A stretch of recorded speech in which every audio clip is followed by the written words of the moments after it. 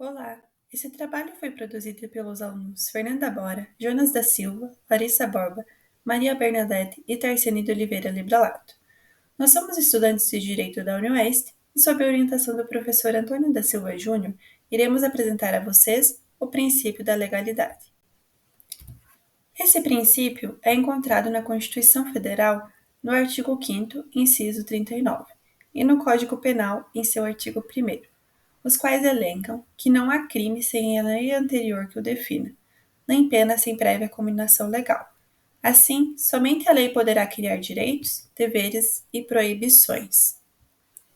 Esse princípio tem aspectos diferentes quando pensamos nas esferas particulares e públicas, ou seja, quando se trata do privado, pode-se fazer tudo o que a lei não proíbe, sendo uma legalidade ampla. Já no âmbito público, é permitido fazer apenas o que a lei designa, é estritamente legal, salvo em ocasiões que necessitem de uma medida provisória, em caso de urgência ou necessidade, como o estado de defesa e de sítio. Além disso, esse princípio tem o dever de proteger os indivíduos contra os arbítrios cometidos pelo Estado. Mas antes de adentrarmos em suas definições legais, vamos trazer as raízes do surgimento desse princípio. Segundo alguns estudiosos, o princípio da legalidade tem marco na Magna Carta Libertatum do ano de 1215 do rei João Sem Terra, da Inglaterra. Em seu artigo 39, a carta preceituava que nenhum homem livre seria detido, nem preso, ou despojado de sua propriedade, liberdades, nem julgado fora da lei, exilado ou perturbado em seus direitos. Desse modo, o Estado não poderia pôr a mão sobre ele, a não ser em virtude de um juízo legal de seus pares e segundo as leis do país.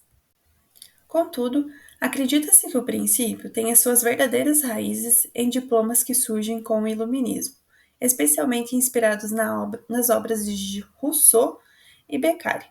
Com a teoria do contrato social de 1762, Jean-Jacques Rousseau reflete sobre as condições em que o homem aceitaria sair de seu estado de natureza para viver em sociedade, e conclui que isso somente se daria por meio de um pacto que lhe assegurasse garantias contra os arbítrios do Estado, dando-lhe garantias mínimas. Em 1764, Beccaria, influenciado pelas ideias de Rousseau, lecionava que só as leis poderiam decretar as penas dos delitos e que a autoridade, para editar leis, deveria residir no legislador, representante legítimo da sociedade unida pelo contrato social. Inspirado nesses ideais, a Declaração dos Direitos do Homem e do Cidadão, fruto da Revolução Francesa, consagra o princípio nos artigos 7º e 8º. O artigo 7º dispõe: ninguém pode ser acusado, preso ou detido, senão os casos determinados pela lei e de acordo com as formas por essas prescritas. Os que solicitam, expedem, executam ou mandam executar ordens arbitrárias devem ser punidos, mas qualquer cidadão convocado ou detido em virtude da lei deve obedecer imediatamente, caso contrário, torna-se culpado de resistência. E, em complemento, o artigo 8º diz: a lei apenas deve estabelecer penas estrita e evidentemente necessárias, e ninguém pode ser punido senão por força de uma lei estabelecida e promulgada antes do delito e legalmente aplicada. A partir de então, o princípio da legalidade foi consagrado por inúmeros outros diplomas, sendo atualmente um princípio universal. O princípio da legalidade pode ser analisado sob vários aspectos, como, por exemplo, sob o aspecto político. Esse princípio deve ser entendido como uma garantia do primado da liberdade contra as arbitrariedades do Estado, que inegavelmente detém muito mais poder que o cidadão. Assim, é preciso que se proteja o cidadão, garantindo-lhe que seus direitos fundamentais relacionados à liberdade sejam respeitados e somente possam ser alcançados pelas mãos fortes do Estado quando houver a prática de uma conduta prevista como criminosa pela lei. Em aspectos jurídicos, a legalidade tem como fundamento a taxatividade, ou seja, somente podem ser consideradas criminosas as condutas que se adequem perfeitamente a modelos legais incriminadores. Assim, deverão ser os mais claros, precisos e determinados, propiciando ao cidadão conhecimento da conduta que o legislador tem como criminosa. Quanto mais precisa for a descrição legal da conduta típica, maior a garantia representada pelo tipo penal. Assim, o princípio em estudo deve ser entendido como uma moeda de duas faces.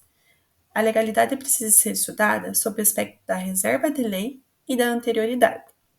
A reserva de lei diz que somente a legislação pode trazer a descrição legal de uma conduta criminosa, não se admitindo assim que de qualquer outra fonte nasça a norma penal. Trata-se de uma imposição constitucional. Já o princípio da anterioridade tem como a definição do crime e da imposição da pena respectiva estarem previstas em lei anteriormente à prática da conduta. Assim, resta vedada a aplicação retroativa de uma lei que faça a previsão de um crime a fatos praticados antes de sua vigência. Contudo, apesar desse princípio ser extremamente importante para a democracia, ele já foi utilizado como uma artimanha do Estado nazista, o qual cometia todas as atrocidades amparadas na legislação por ele criadas. Felizmente, o direito está em constante evolução e, para amparo da legislação, há preceitos como da dignidade humana, devido processo legal, entre outras garantias fundamentais. E assim, encerramos mais um episódio sobre os direitos fundamentais. Esperamos que tenham gostado e não se esqueça de se inscrever no canal. Até mais!